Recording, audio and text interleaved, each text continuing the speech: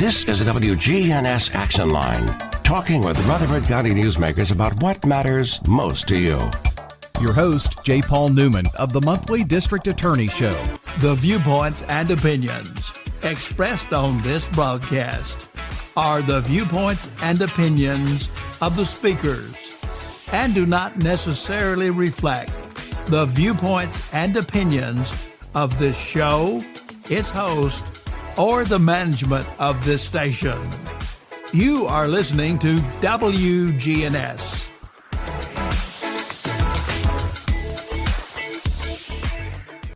We welcome everyone to the program. My name is J. Paul Newman. My co-hosts today are Rutherford County District Attorney General Jennings Jones and Rutherford County Assistant District Attorney Trevor Lynch. We thank WGNS for providing the airtime. And we also thank our producer, Scott Walker. Most of all, we thank you for listening. We will begin our broadcast after you listen to these important messages. 50 fresh, flavorful seasons at the Rutherford County Farmers Market. You bringing your tomatoes this Friday? Sure am. Picked fresh this morning. Then I'll bring the sourdough. Rutherford County Farmers Market, Tuesdays and Fridays, 7 to 1 at Lane Agri Park in Murfreesboro. This is Doris Sand with the Rutherford County Farm Bureau. We would like to show our appreciation to all of our Farm Bureau members by inviting you to our annual membership meeting Monday, August the 4th at the Lane Agri Park, 315 John Ross Boulevard. We will start serving barbecue with all the trimmings at 5 p.m. The meeting will be immediately following. For more information, call 615-893-1213 or visit our website at rcfarmbureau.org. The Action Line on FM 101.9 and AM 1450 Murfreesboro, FM 100.5 Smyrna, and streaming at WGNSradio.com. Host J. Paul Newman, heard exclusively on News Radio WGNS.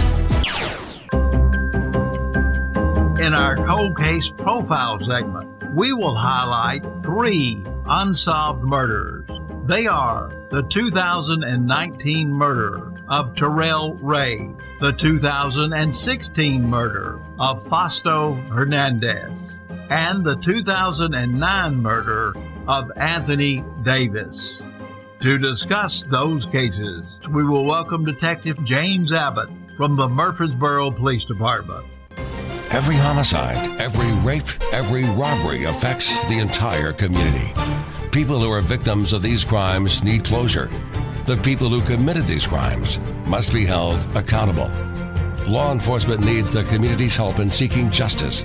Please listen as we review an unsolved mystery in this month's Cold Case Profile.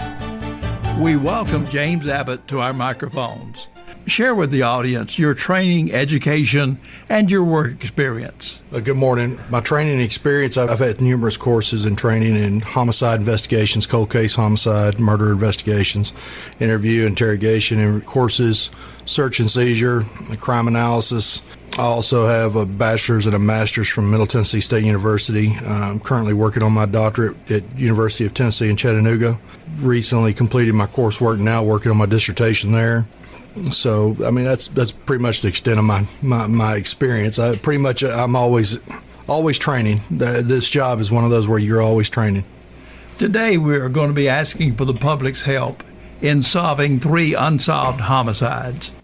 But before we discuss those 3 cases, I want to ask you a few questions designed to enlighten the public regarding what is often referred to as cold case investigations. And I know that you have investigated and solved numerous homicides and have testified many times in court. In your training and experience, what category or type of evidence is the most powerful in helping to solve homicides? One of the most powerful ones is witness statements. If we have witnesses, that's excellent for our investigation. But to be honest with you, it takes a combination of things, particularly to get to a successful prosecution. Fingerprints, blood evidence, as far as DNA, trace evidence, weapons, any type, being able to identify the specific weapon, phone evidence, records, text messages, emails, and even social media is now huge for our investigations.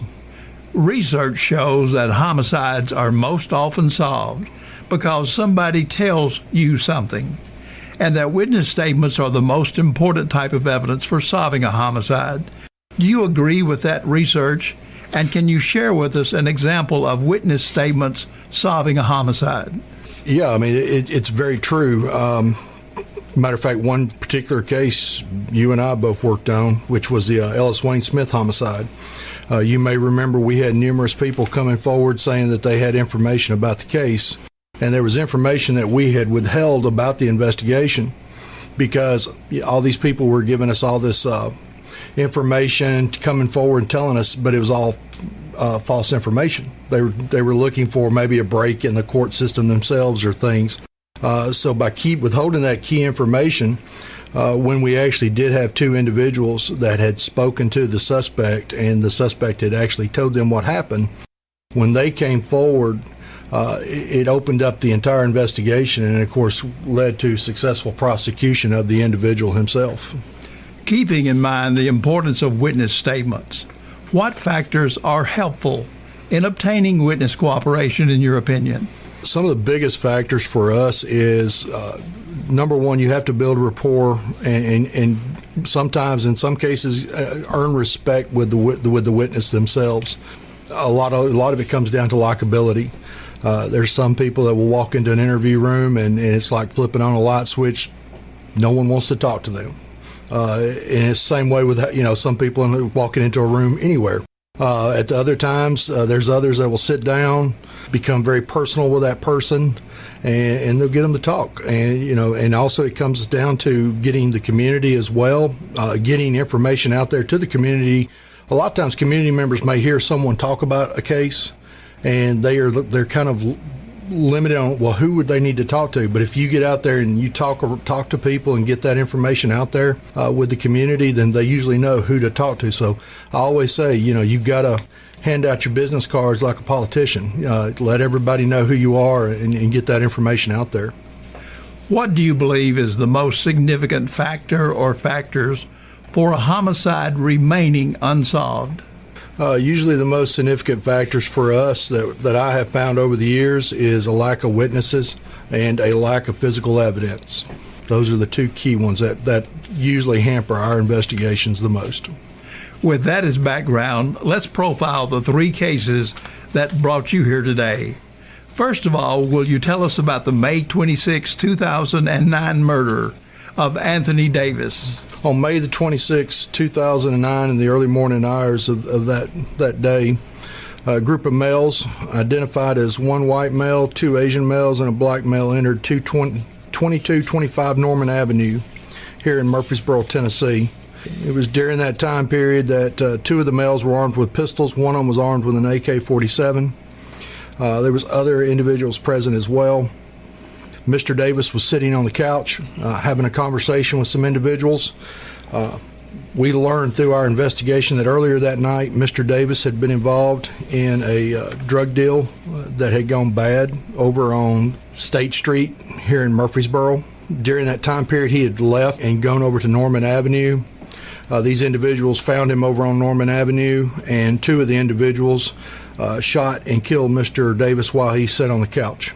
During that time period, several individuals were interviewed through that initial investigation. Some physical evidence was also recovered. And right now we have three individuals that we have identified that was there, that were involved. This is one of those cases where we just need one or two more people to come forward to really help us out, those witnesses. If they could come forward, this is one of those cases I believe that could easily move forward in the system, in the court system, and be successfully prosecuted. Next, can you tell us about the July 15th, 2016 murder of Fausto Hernandez? On July 15, 2016, at approximately 9:01 p.m., Mr. Hernandez was seen walking into the neighborhood market and tobacco located at 1208 East Northville. After spending some time in there and buying the items he was looking for, he exits the market at around 9:06 p.m. At 9:12 p.m., 3 juveniles who were walking over to there was at that time a family video over there, was seen walking over to the video store, and they had observed Mr. Hernandez sitting on a rock behind the Marco's Pizza and the store, talking on a cell phone. Mr. Hernandez's wife, Carmen, was the one he was talking to, and she remembered him hanging up.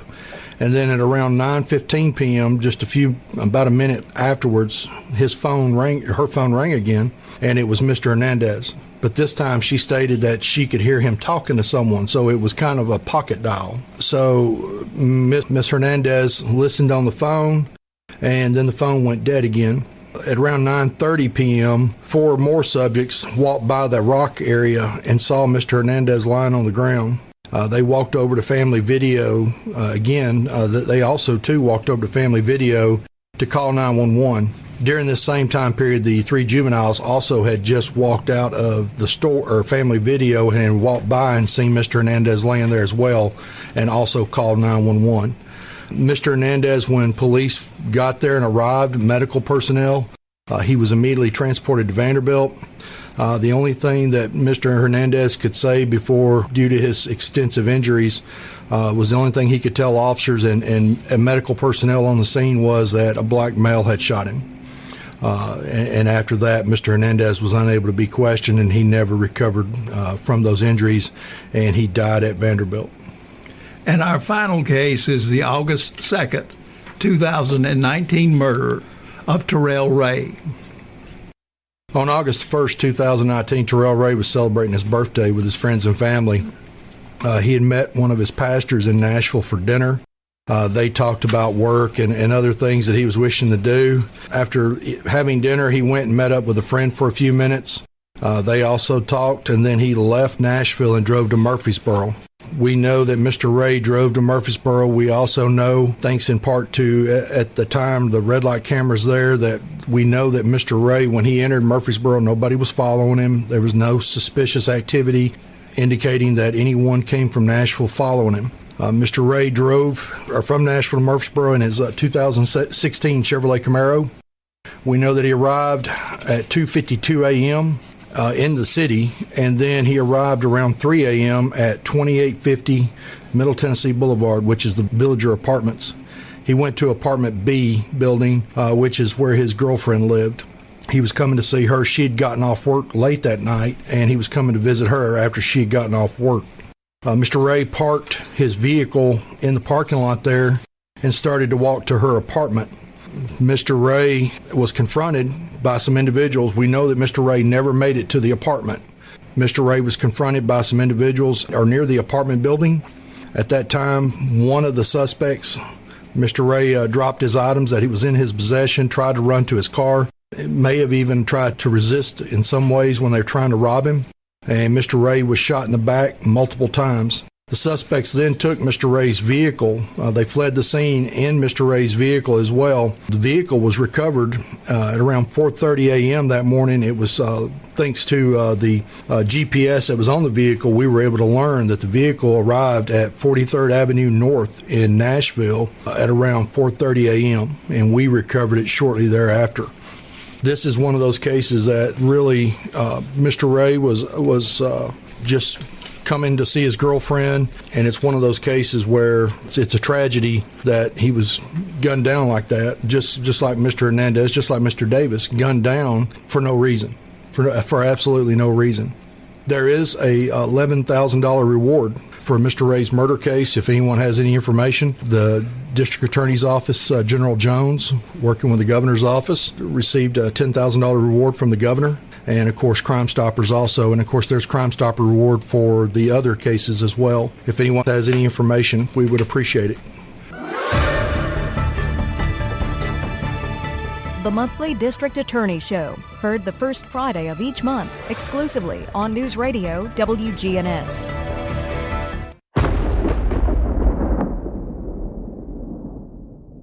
Big benefits at Adams Place. We have a driver who's here from 8 to 4. He will take you anywhere you need to go. That's Charlotte Gardner. It's really a big plus getting around when you do not drive. Move to Adams Place and leave the driving to us. Hi, this is Terry Deal at Adams Place. Call me for more information about Adams Place. Phone 615-904-9111. On Memorial. Across from Walmart. What's the law? Time now for an examination of the laws of Tennessee. This is not intended to be legal advice and is being presented solely for the informational benefit of our listening audience. You should always consult with an attorney whenever you need or rely on legal advice. Hey everyone, my name is Preston Olivier and I am a rising 2L at Belmont University College of Law. I was born in New Orleans, but I've been living in Middle Tennessee for about 15 years now. I attended Cumberland University for undergrad, where I received a Bachelor of Arts in Humanities and Social Sciences, with a double minor in Criminal Justice and Sociology. I really enjoy learning about our criminal justice system, and I have been having a great time here at the District Attorney's Office for the 16th Judicial District.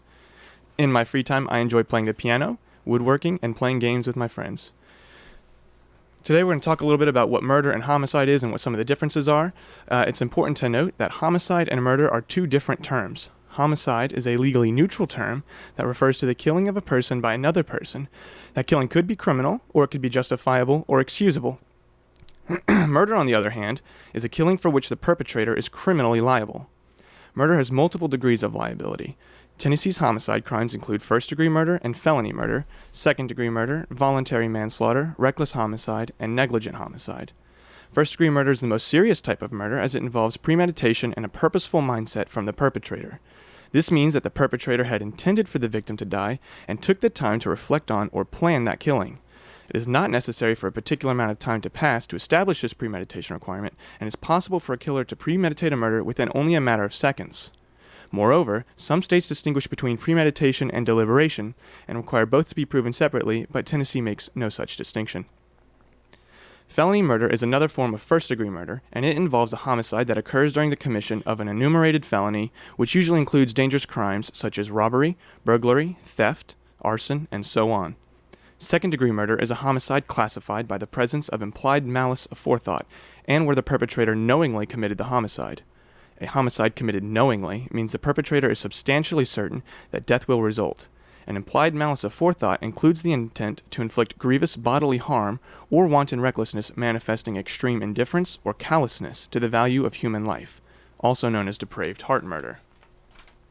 Next is voluntary manslaughter, which is a homicide that usually results from the perpetrator's being in a state of heated passion caused by adequate provocation. Examples of adequate provocation are mutual combat, witnessing a serious assault upon a close family member, or witnessing your partner in the act of adultery. Notably, the first two are not to be confused with self-defense or the defense of others, which are defenses to murder and will be talked about more later. Heat of passion is a state of rage or any intense or enthusiastic emotion that renders the mind deaf to reason and logic, but this does not necessarily mean that the killing was unintentional. Furthermore, heat of passion will not be found when the perpetrator has had sufficient time to cool off. Below that is involuntary manslaughter, which, in Tennessee, is an umbrella term for reckless and negligent homicide. These homicide crimes are characterized by less culpable mental states than the aforementioned homicide crimes. Reckless homicide is the killing of another after ignoring a substantial and unjustifiable risk of death. This might occur if an employee ignores safety precautions or procedures at the workplace, which results in a fatal accident. Negligent homicide is the least serious homicide crime, and it is characterized by the killing of another by a risk that the perpetrator should have been aware of. Leaving a child unattended in a hot vehicle, which results in a fatal heat stroke, would be an example of negligent homicide.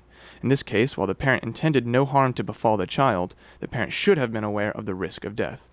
And that's a brief overview of the different degrees of murder and various homicide crimes in our criminal justice system, and next is Colton Albright to talk about criminal responsibility. Hey everyone, this is Cole returning for my second segment in What is the Law? And today I will be talking about criminal responsibility and conspiracy in relation to murder.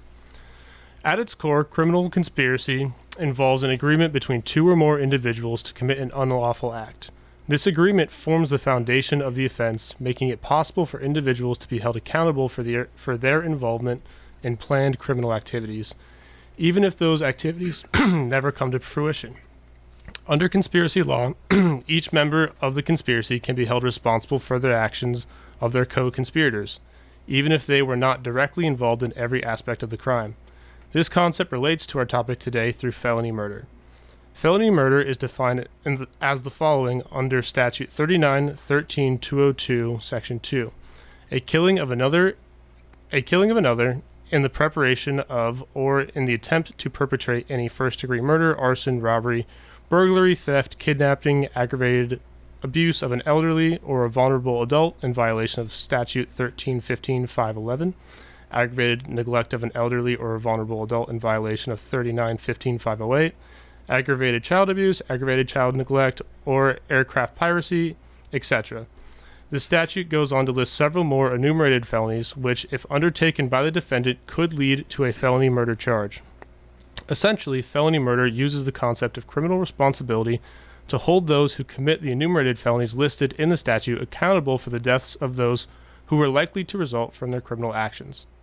For example, if Bert and Ernie agree to rob Tim, and they become co-conspirators, and in the course of that robbery, Tim is killed, both Bert and Ernie are guilty of felony murder.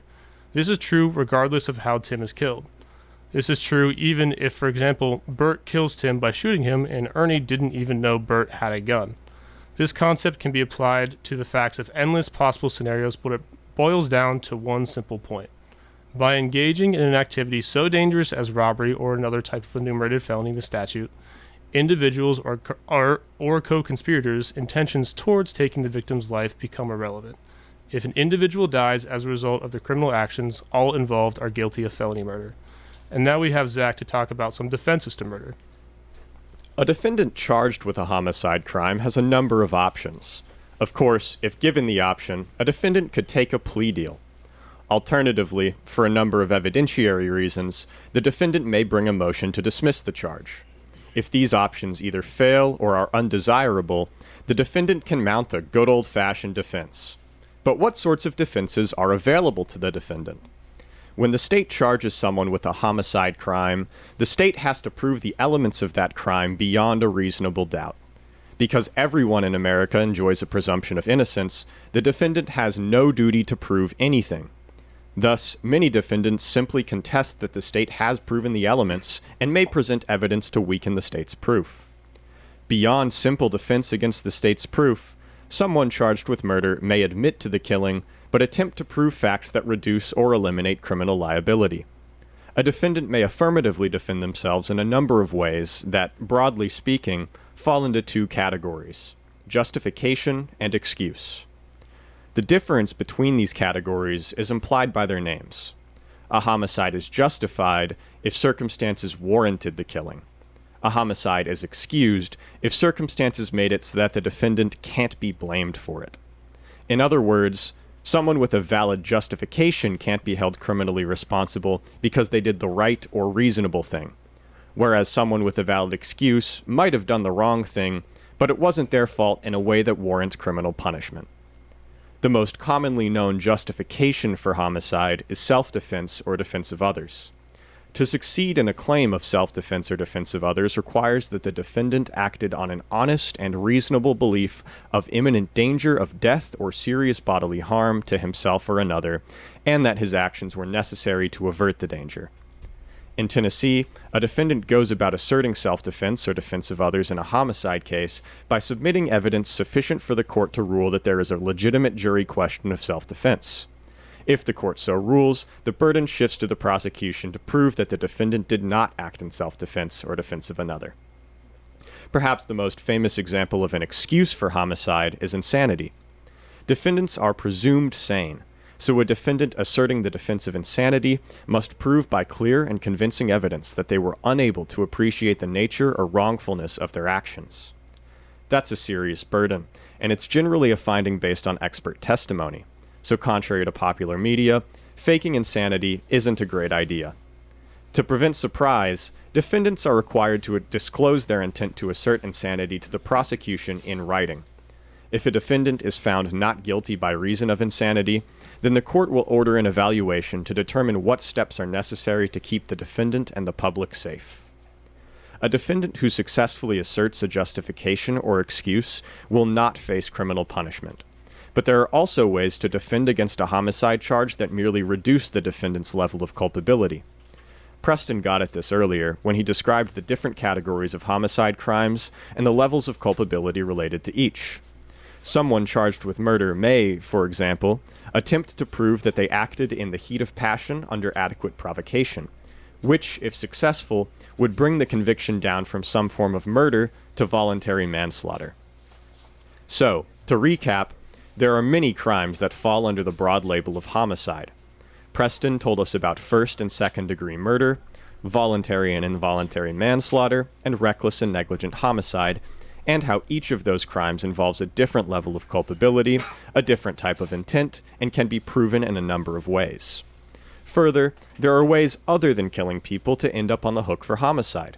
As Cole told us, involvement in or association with a crime that results in a death can make someone guilty of murder even if they didn't pull the trigger. And finally, I told you about the number of ways a person who stands accused of homicide can defend themselves. They might do absolutely nothing, negotiate a plea deal, assert a justification or excuse, or try to mitigate intent. This has been What's the Law? Thanks to WGNS for having us on, and thank you, the listeners, for sticking around. And listeners, before we begin our next segment, I do want to take the opportunity to have Mr. Parker Gasway, who has been a rising 3L law student, who has had his opportunity to perform in court with a limited license, take a few minutes to tell us about the experiences he's had while at the district attorney's office. Parker? Hello, everyone. My name is Parker Gasway, and I'm a rising 3L at Belmont Law School. This summer, I've had the opportunity to do some pretty cool things in court because of my limited license.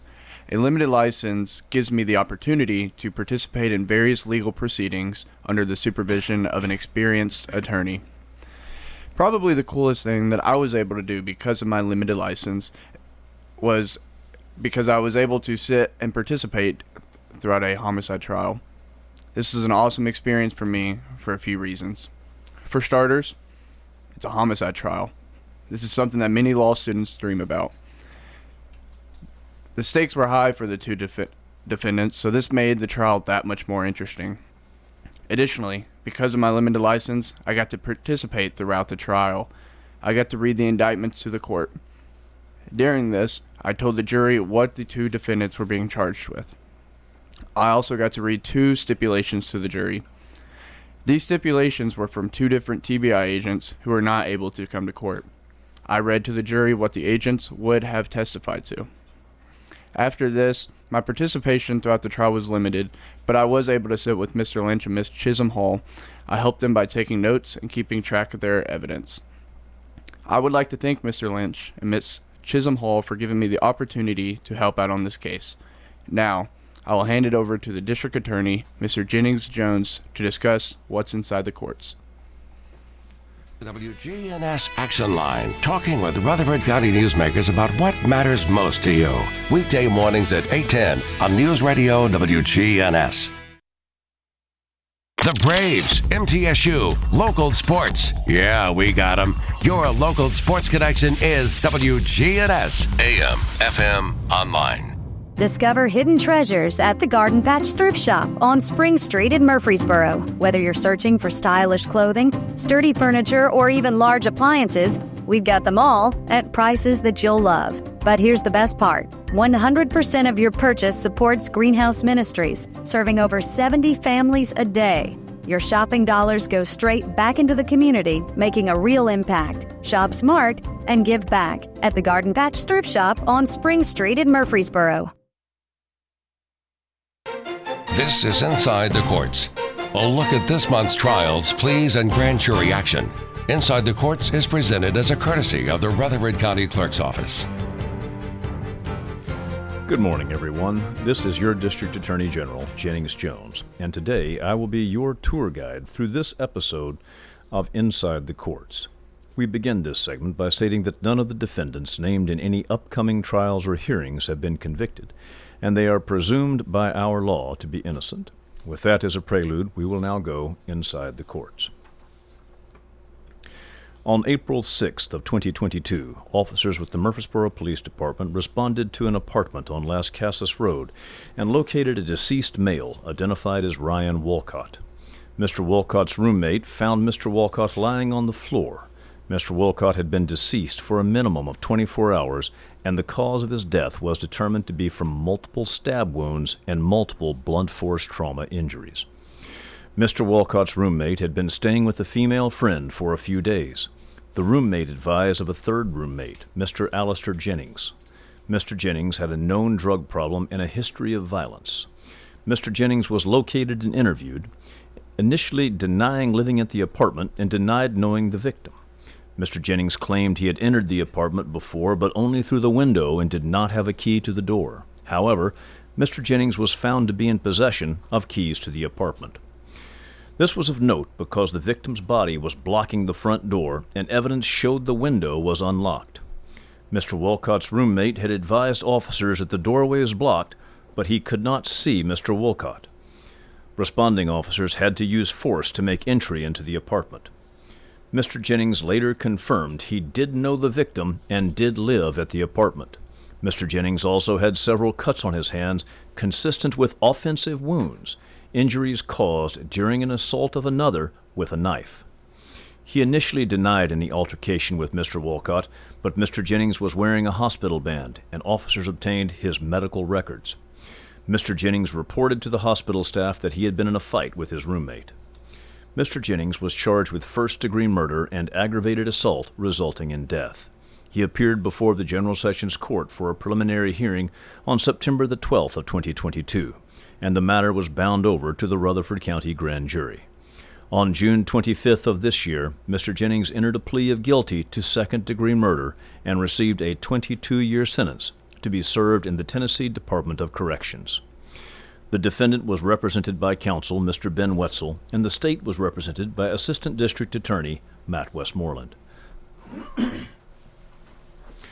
On February 18th of 2024, officers with the Murfreesboro Police Department responded to a 911 call regarding DeMarcus McClinton breaking into the residence of his ex-girlfriend, Tashaw Edwards, and her infant. Mr. McClinton kicked in the door of the apartment and physically assaulted Miss Edwards and her child.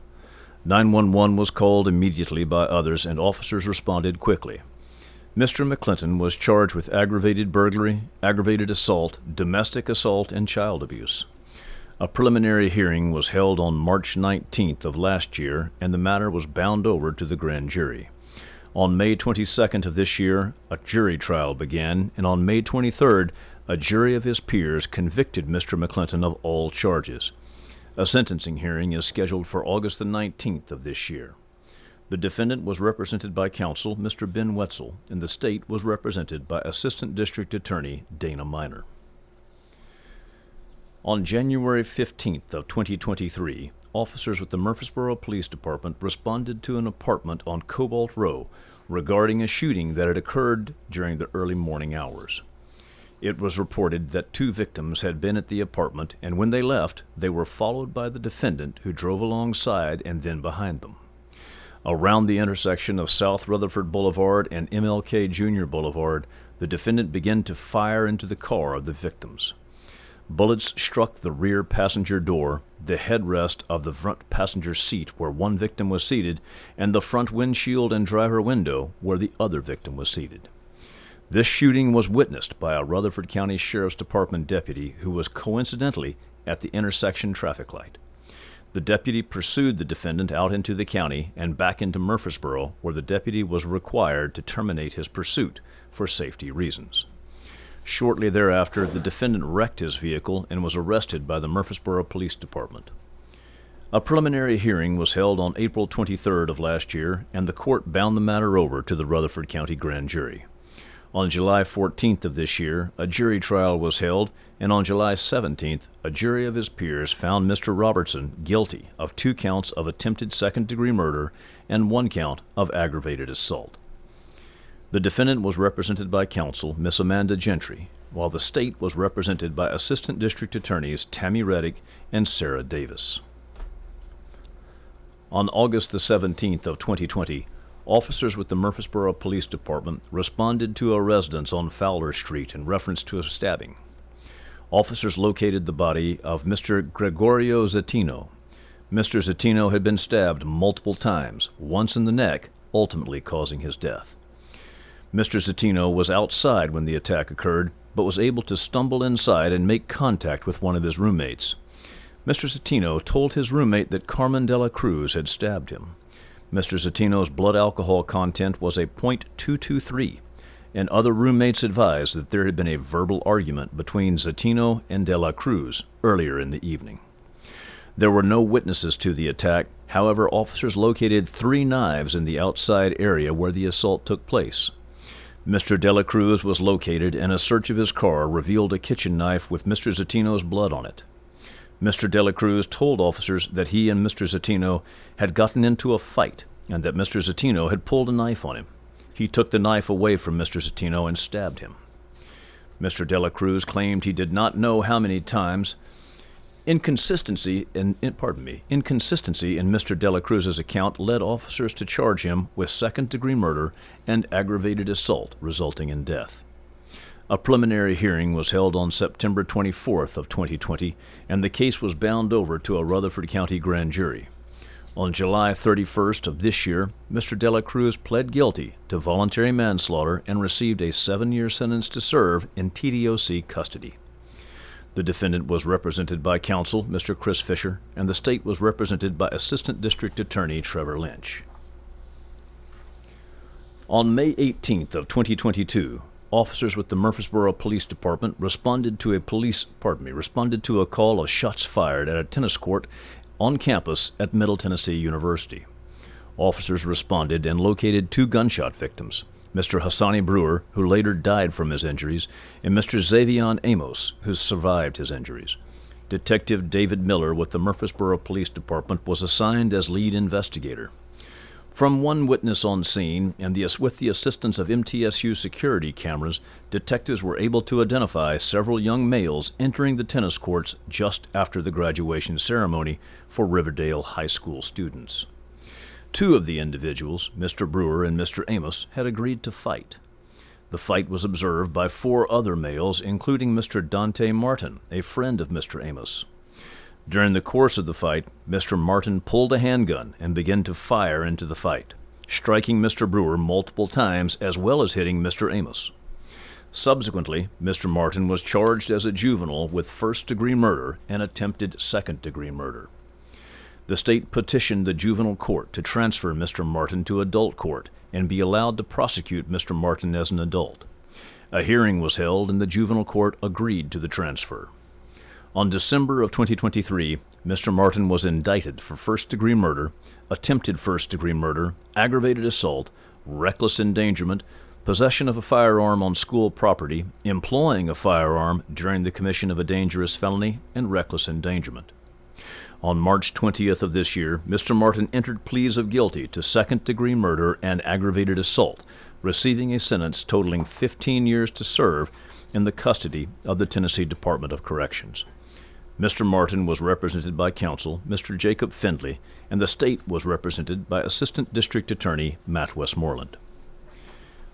On February the 27th of 2023, deputies with the Rutherford County Sheriff's Office responded to a business on Halls Hill Pike in reference to an armed subject attacking and attempting to shoot several employees. The employees fought back and were able to subdue the subject, later identified as Eric Buchanan. Mr. Buchanan had been banned from entering the business a few hours earlier. Mr. Buchanan returned with a semi-automatic pistol, walked through the front door, immediately struck an employee in the head with the pistol, and then pointed the pistol at the owner that had banned him and pulled the trigger. Fortunately, the firearm malfunctioned and did not fire. But video surveillance equipment caught the entire incident, and the audio caught the chilling sound of the click when the trigger was pulled while the gun was pointed directly at the owner's head.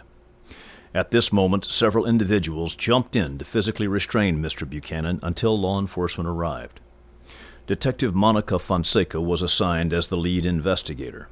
After interviewing witnesses and reviewing audio and video recording, Mr. Buchanan was charged with attempted first-degree murder, aggravated assault, possession of a weapon by a felon, and employing a firearm during the commission of a dangerous felony. A preliminary hearing was held in the General Sessions Court on March 23rd of 2023, and the court found probable cause to bind the matter over to the grand jury. In May of 2023, the grand jury returned an indictment on all counts. A trial was held in October of last year, and on October 24th of 2024, a jury of his peers convicted Mr. Buchanan on all counts. On January 31st of this year, Circuit Court Judge Jimmy Turner sentenced Mr. Buchanan to a total effective sentence of 120 years to serve in the custody of TDOC as a career offender. Mr. Buchanan has at least 8 prior felony convictions, several for violent felonies. Mr. Buchanan was represented by counsel, Miss Jennifer Fiola, while the state was represented by Assistant District Attorneys Matt Westmoreland and Will Dement.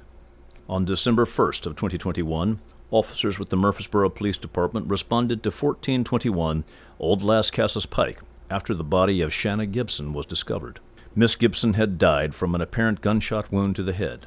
Detective Chris Houck of the Murfreesboro Police Department was assigned as the lead investigator.